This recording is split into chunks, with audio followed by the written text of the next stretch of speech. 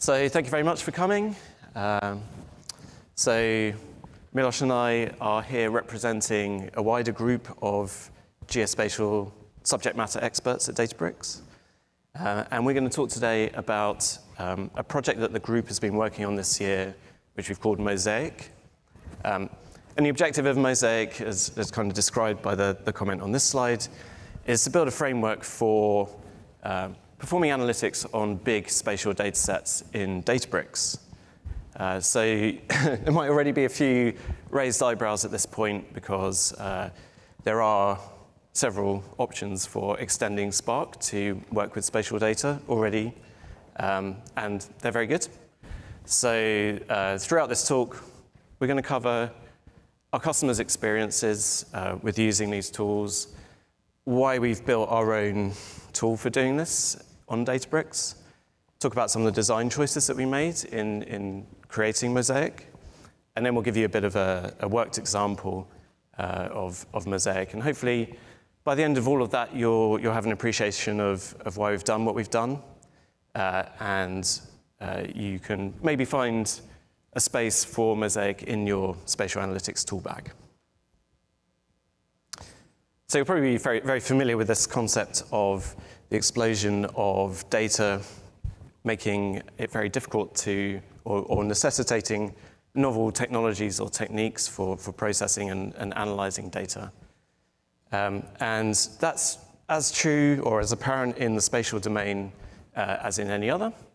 And that's partly a product of new applications or novel applications of existing data sources. So for example, bringing remote sensing data into use cases in agronomy, those kind of examples, or collecting data from new sources or acquiring it in new ways. So point cloud data being collected from drones and that kind of data collection.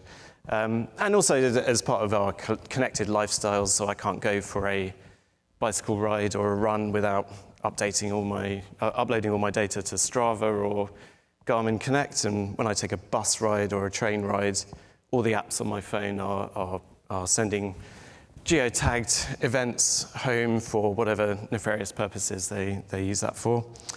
And all of this is conspiring to make it very difficult to work with large and varied data sets.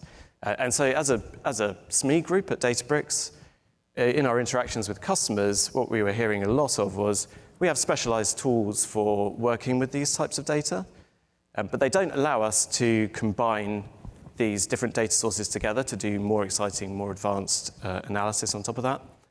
And we hit the constraints of what these tools can do in terms of processing the volume of data. Is Spark an option for us to go beyond those constraints?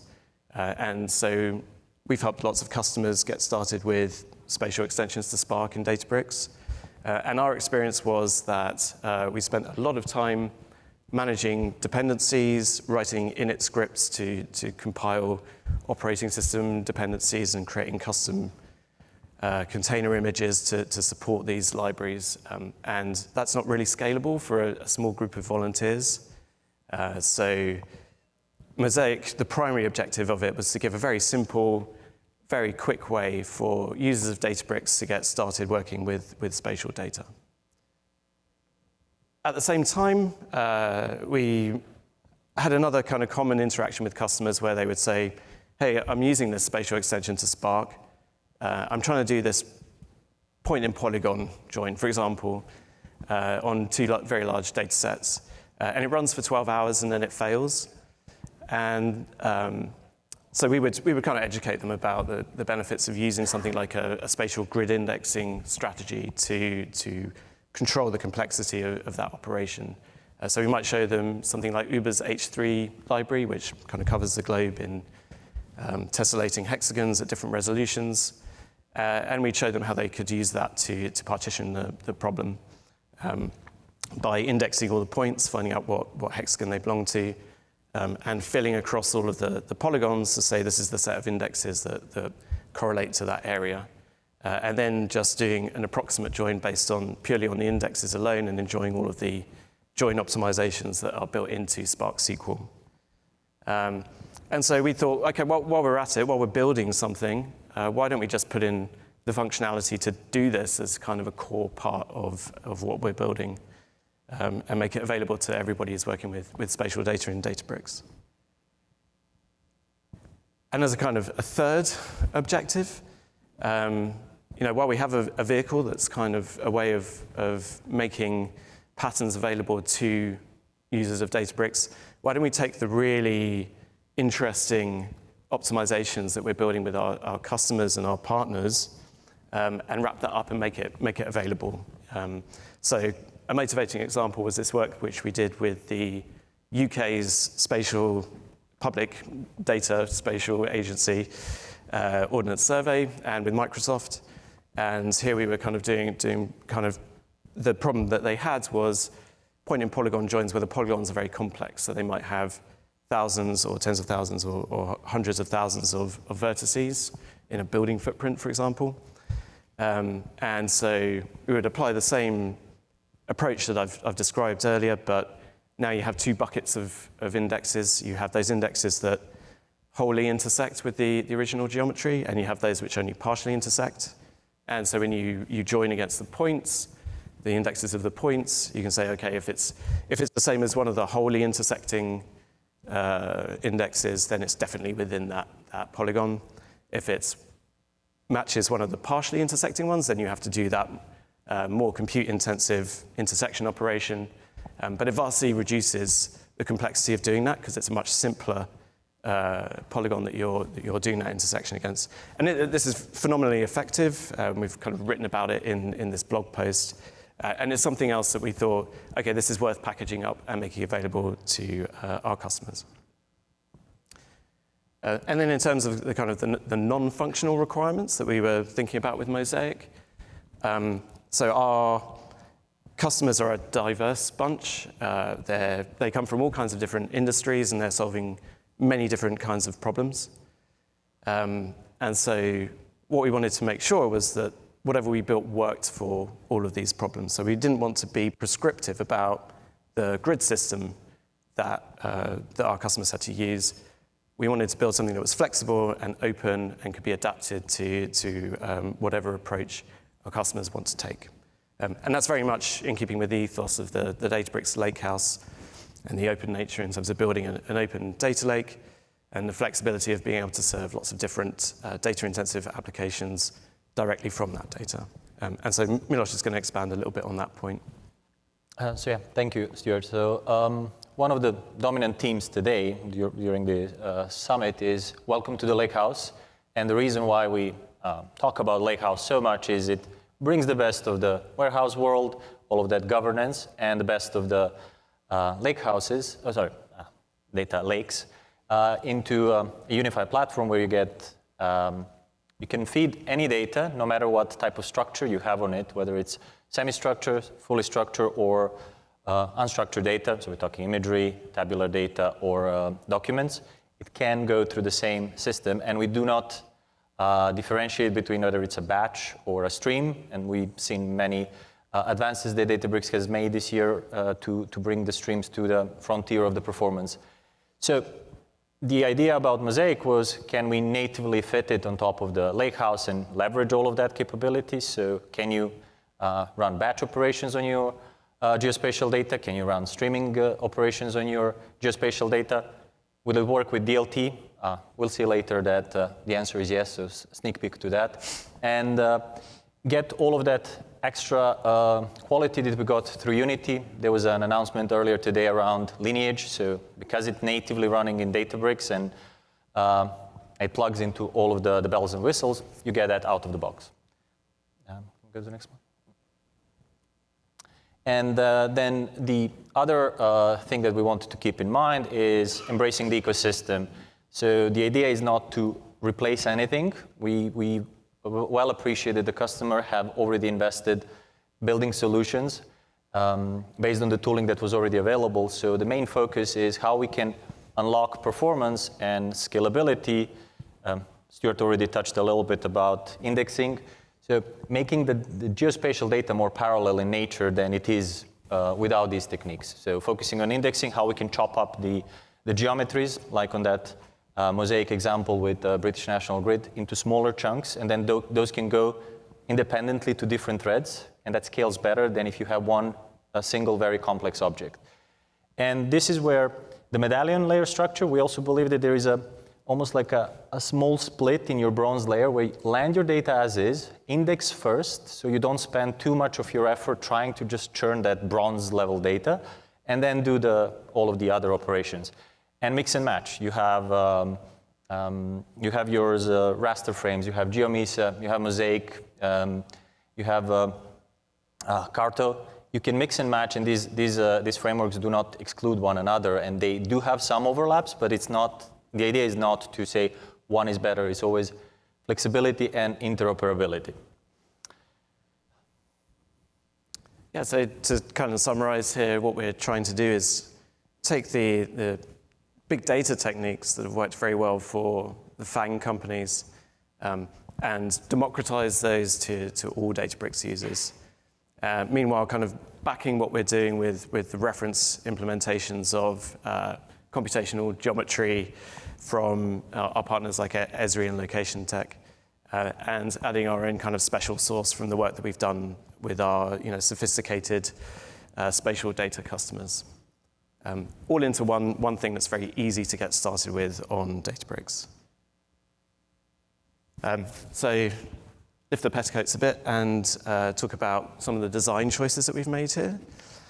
So at its core, Mosaic is a collection of Spark expressions which back off the geometry operations to some computational geometry API.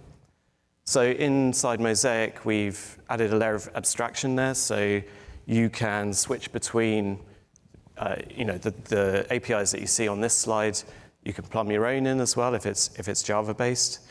And we've kind of done the same abstraction for the grid indexing functions as well. So we've implemented bindings to H3 and also to British National Grid, but fundamentally, if you want to use your own grid system here, there's no technical obstacle to you doing that, and it should be fairly straightforward. And then once we have those two ingredients, so we have the expressions for doing computational geometry operations and those for spatial indexing, that's when we can start to add those optimizations that I've alluded to earlier. So one of the design choices that we made in building Mosaic is in order to kind of make it as interoperable as possible, and because of some feedback we'd had about working with some other spatial frameworks, the kind of the size of the data sets that got written out to disk. So rather than taking Java objects, serializing them, and storing them in a data frame as a user-defined type, or storing them into Parquet as a binary representation, we actually work with the native data types in Spark. So the geometries will be represented by well-known binary, that's kind of the preference there, or well-known text, or GeoJSON, or however you want to work with them. You pass them into the Mosaic functions in whatever form you like working with, and it will pass you the result back in that same form. It's clever enough to kind of understand what you're trying to do. And then in terms of language APIs, we support Scala, SQL, Python, and R, all as ways of working with Mosaic. The R bindings are kind of Spark R based, but we're working on adding Sparkly R. And we've got a kind of a recipe in our documentation for doing automatic SQL registration. So that will allow you to set up a cluster in such a way that when it starts, you can connect directly to it from your BI tool of choice and start using the Mosaic functions from that tool. Or even plugging in something like GeoServer to open up a wider range of uses of that data that's being stored in Delta Lake to kind of end user applications. And that's something we're kind of working on as a prototype that we can share. And then in userland, we had this kind of feedback that it's very hard to build nice interactive maps inside the notebooks in Databricks. So we've implemented this notebook magic, which makes it easy to render 2D and 3D interactive maps using the Kepler GL package. And that saves you kind of implementing that yourself with lots of hard-coded CSS and HTML stuff inside the notebook. So I'll hand over to Miloš to talk through a kind of a worked example of using using Mosaic? Yeah, so we told you so far what we have done. We touched a little bit on why, but I think the best way to feel why is to actually see it end to end and understand how these new capabilities can actually help you analyze both the data that is there and maybe the data that should have been there, and can also answer the questions that you are asking from your data. So the use case that we are going to be talking first is the collocation of vessels. We're going to cover two type of use cases. First one, which we sort in that domain of use case accelerators. So it's focused on a particular business use case.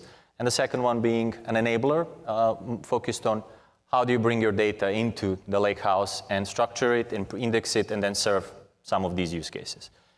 So we chose collocation of vessels. Basically, the problem statement is how can we detect vessels, maritime vessels, that spend time with each other that could indicate that there is maybe exchange of illegal goods or human trafficking or pretty much any collocation that could be suspicious. And for those of you that are not familiar with AIS data, it's a data source that provides a timestamp, a position of a vessel within the waters, and the speed over ground, and the heading, which tells you in which directions they're going. So you can understand where the vessel is positioned and in which direction it's going. One interesting thing about this particular data source is that vessels emit data with respect to their speed. So the more fast they move, more points you get in your data. The slower they move or the more stationary they are, the fewer points there are. So there's more uncertainty. So that actually provides some challenges around how to collocate vessels if some are sampled at one rate and others are sampled at another rate. Sorry, I went one back. So this is an example of visualization within our notebooks using the Mosaic magic that Stuart already mentioned. And it shows just points of some of these vessels in the US coastal region. Basically, you have a lot of positions of vessels going between different ports, both on east and west coast. So, naive approach would be to take these points, define a distance that means that they're close enough to each other where the exchange could have happened. 10 meter, to 20 meter, 100 meter, it really depends on the business requirements, and you could set this up. And then do a cross product between all of those pairs that are available, and just return the ones that are near to each other. Also define a time window. They need to be at the same point in time and same time at same location. The problem with this is, sorry, this is really not intuitive for me that up is back and down is forward. So we tried this and it crashed. Cross products are very expensive. If you had, let's say, 1 million points and you join them to another 1 million points, you do the math, it's a very big number. AIS data set is huge. You have hundreds of millions of points because there are many vessels, and if we try to do at a global scale, you'll have several problems. First one, the volume. Second one, the skew. Data will be very densely collocated around ports and then very sparsely around places like Bermuda Triangle, I hope. And so it crashes. It didn't work. So let's do something better. We can define buffer regions around points, and then we can use Mosaic, treat those buffer regions as polygons. We can chop them up over an index grid system. Then those pieces become independent. We can send them out to different threads in Spark, do the join in the index space, and then do the time filter, and we should be good. And this hypothesis actually was correct. Sorry, I skipped one thing.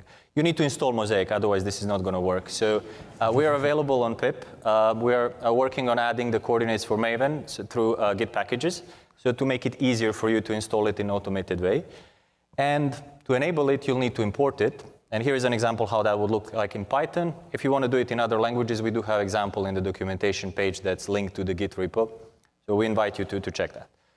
once you have run these two cells, all of the capabilities of Mosaic will be available within the notebook, and then you can start trying some of these things that we're showing. So what we've done, we did an approximation because all the positions are provided in lat long, so spherical coordinate system. So we did an approximation of 100 meters within that domain.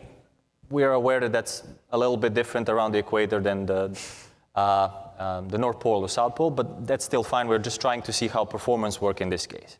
And we indexed our geometries, and we performed the join. And all of a sudden, something that was breaking completely has actually ran, and it ran in about 15 minutes. So that's pretty much an infinite boost, because something that doesn't run with respect to something that does run is an infinite number, it's an infinite number better. And just to give you an example of how the data looks under, if you focus on this column IX being short for index, here we have few things inside. We store the local geometries as well-known byte, because that's the most efficient thing, and we usually will advise you to use well-known byte rather than text formats, because text formats are lossful. You do depend on how many positions you allocate for your positions, both latitude and longitude. Double numbers stored as byte, they don't lose precision when they're serialized and deserialized, so something to keep in mind. And then we store the ID of the index for the index system in choice, in this case H3. And we also store whether it's on the border, where we actually have that localized carve, or it's fully contained by the original geometry, where we can actually do some nice data skipping. We don't really need to do any ST operation on that fully contained geometry, because it has some certain properties. And this is what we can do with the data that's already there. And one thing to add is, because of the fact that we are storing both the index and that carve, you can go between high detail join with a little bit slower if you choose to apply that ST contains in a filter, or ignore that and just treat the index as a rasterizer of your geometry and be much faster. You just need to do the logical operation. And this is what you see here in the very odd angle. So here in this where clause, this is where you have that control. You can choose to remove the last part after the or, and then it's a raster type of join. If you keep it, then it's a vector type of join. So you can go back between the detail and the non-detail outcome. So,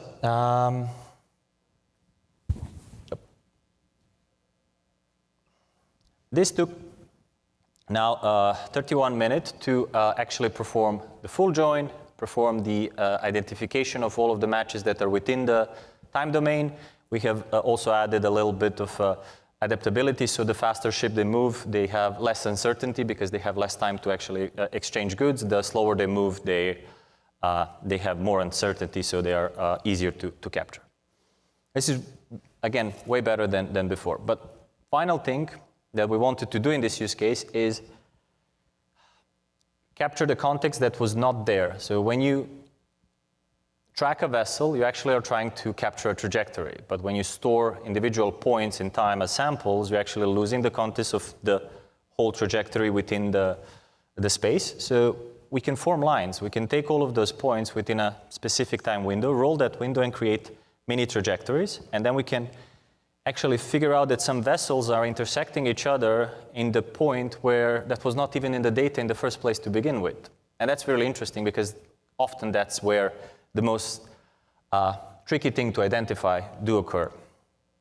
So this is how a plot of that analysis would look like. So what we've done here is we've, based on the speed of travel and based on the number of points within a 15-minute window for a given vessel, we've defined regions of uncertainty. The more points you see within 15 minutes, the faster the ship moves and more certain you are of what they're actually doing, because you have the context of the trajectory.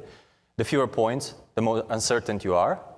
And then we overlay for the same vessel all of the matches and see the heat map. In this case, the yellow is the most matches happened. So you can pinpoint where these vessels spend the most time within a window of acceptable uncertainty and actually know that that's where I want to go and inspect. And if these vessels happen to do this often in different locations around the globe, the higher chance is that you want to do a manual inspection if you're an inspector that tracks illegal activities. This particular thing, because it actually adds more filtering capabilities, has run even faster, and now we were able to identify matches within 7 minutes.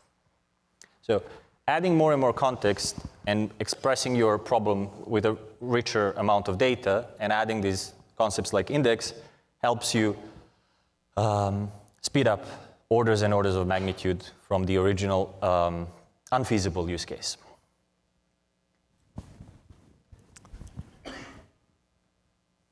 So just as a kind of another view of the possibilities of using these kind of capabilities. So let's say we wanted to tackle a use case where we were using publicly available data to produce some set of feature layers. So that might be data that we've sourced from OpenStreetMap that we might want to validate, index, and then use to produce some filtered set of views over that data that we can then combine at some point based on the indexes. So we could kind of like hand-code this all from scratch and set it up as workflows in Databricks, or we could take the approach of building this out using an orchestration tool like Live Tables. So you can start to see this becomes very powerful. You can download that data in XML format and parse it, put it into a bronze layer where you're just separating out nodes, relations, and ways. And then from that point onwards, you can do everything with Live Tables and Mosaic to validate geometries, overlay indexes, and then produce these kind of summarized data sets that all have a common key that you can use to relate between them. So it's a pattern for potentially combining further data sets on top of these and having a common way to describe where they intersect and where they exist.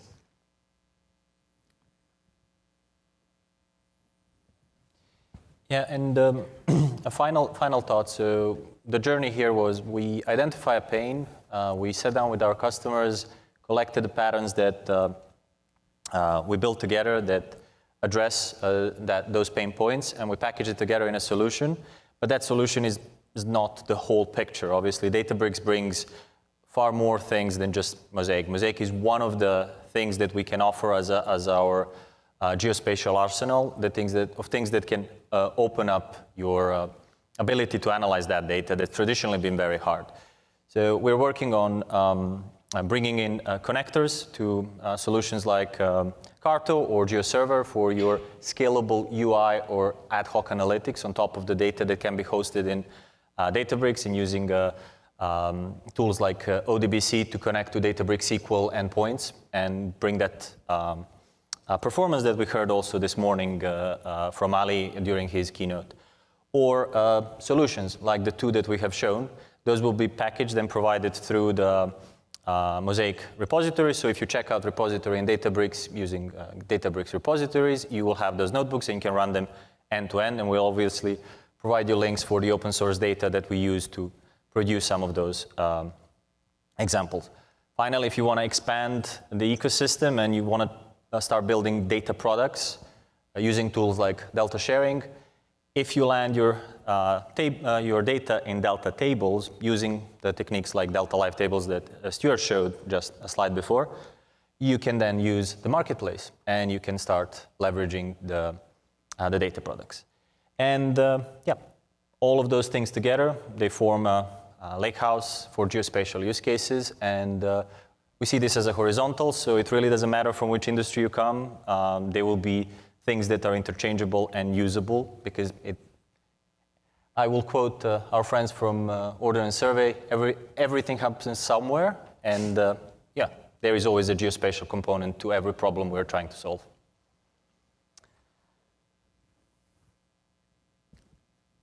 So thank you very much for your time. If you've got any questions, stick up your hands.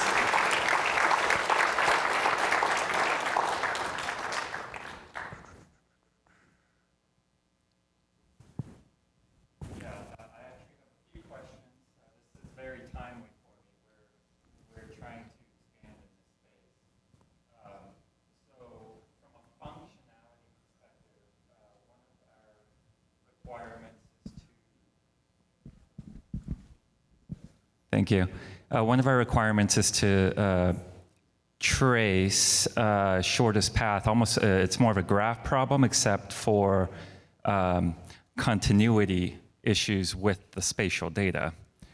So we need to go through and kind of clean it up in that sense, make sure that all the things that should be connected are connected. Is that something that this solution is ready to tackle?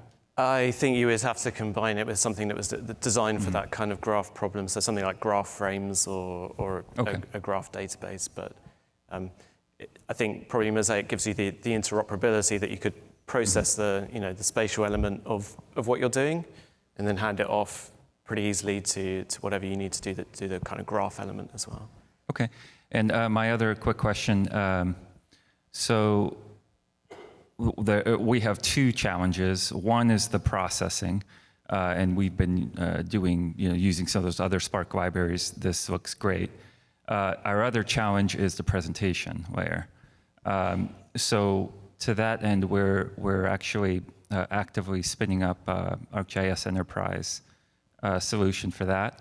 I'm wondering if there's any kind of either existing integrations or thought being put into any kind of Esri partnership here. Kent, are you writing this down? Yeah, so there is thought going on. There's a bit of research needed on our side, and there's kind of a relationship to be cultivated with Esri as well. I don't think there's any real technical barrier to doing it, and using a middleware layer like GeoServer might actually be the easiest way to kind of achieve that. Okay, thank you. Any more for any more?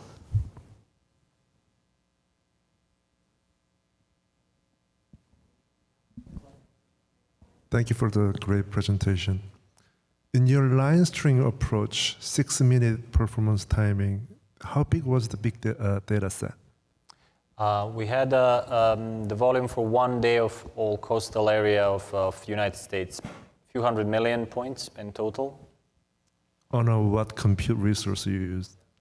I believe we have used 10 node of the smallest node we had in Databricks, but it was not fully utilized, so I would have to double check the Spark UI for that particular number of tasks that were spun up at that point in time. Thank you. There was a question over here. Oh, about benchmarking. Yeah, I mean, Milos, you've done some work on benchmarking. So yeah, when we first built this for Ordnance Survey as the original thing that was showed in, I think, in the slide 2, it was a blog attempt, and they had a problem. We had a 70-time improvement in speed for serving a point-in-polygon type of joins. And together with the announcement blog that we did for Mosaic, we have a full set of benchmarks that we did on polygon-to-polygon intersection type of joins. I don't have them on top of my head, but I can provide you the link for it, and you'll have there the volumes of the polygons. We tried with 1 million to 1 million, up to 5 million to 5 million polygons, where the average complexity of polygons was around 600 nodes, and it was still running within, I think, 2 hours on the hardest example on 20-node cluster. I would add to that, we are actively soliciting any kind of benchmarks from people who are willing to try this out against their existing techniques, and we can use that to kind of refine the performance of Mosaic. One more from the back. Yeah, it works with streaming. Like all of the functionality you see there. Yeah. Oh, one more in the front. Is there any plan of That is a great question. So you mean you could run it in Spark anywhere? So there's no technical obstacle to you doing that, but the package is provided with a Databricks Labs license, which kind of says you can use it on Databricks. So we are kind of having that discussion internally about where we take the project. But obviously, open sourcing it would be a very big commitment for us as well in terms of maintaining it. So yeah, there's a few trade-offs to consider there.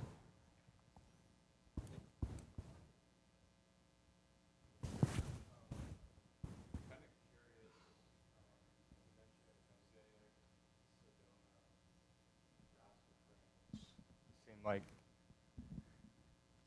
these are kind of purpose-built kind of libraries. Kind of curious what the difference is between Mosaic versus some of these others, and then as you develop through time, really, how are you guys looking to develop those? Because I'm kind of looking at it as far as code I write today is probably going to get replaced in a couple years.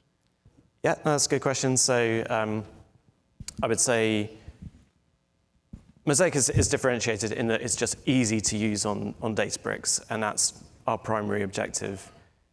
It does very similar things to those other libraries. It's probably not as feature complete as Sedona and other libraries. I mean, it will do things like CRS reprojections and those kind of things, but none of the really kind of sophisticated stuff that Sedona does.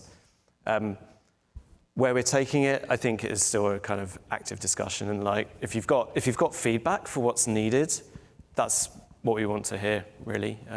Is it support for working with rasters? Is it full post-GIS compatibility? Like what's the thing that's the priority from the community? And I would add one thing to that, because it's us from Databricks as a Databricks personnel that are supporting the library. We kind of have a little bit of a head start before the new Databricks runtime is released. We can test this, and you know that the day one it's going to work. I think that's the edge of that. Other third-party framework, they might be having a little bit of delay. I would say nothing prevents you from using Mosaic with Sedona, for instance, and we do have an example of how to do that in the documentation, showing you how to combine ST expressions that are available in Mosaic but not in Sedona, and vice versa. So you can think of it in a Venn diagram perspective as two partially overlapping circles, and you can use both.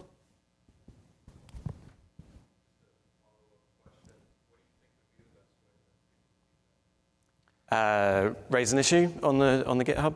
That's going to get our attention quickest, probably. Yeah. Someone had their hand up over here. Oh, yes.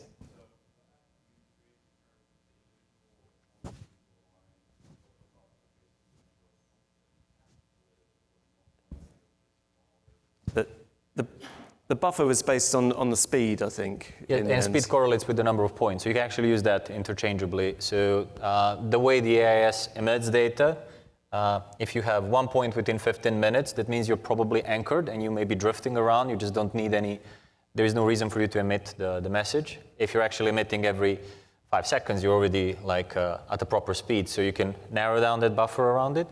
And behaviorally speaking, then, if you have a ship that's passing near an anchored ship, and all of a sudden anchors nearby, and then spends there 15 minutes and then continues, it sounds suspicious, right? Why is he anchoring right there?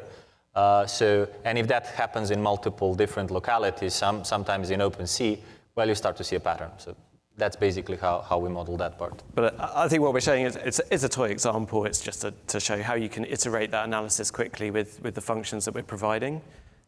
All of the code will be in the GitHub repo, so you can kind of play with it and experiment with it. And to just add to the context of that, it's a very specific type of use cases where it's worse to miss something than to overcatch, because you're stepping into a regulatory type of activities. It's much better if you capture more things that are likely problematic than to miss some that were truly problematic. So you're trying to model that uncertainty as much as possible.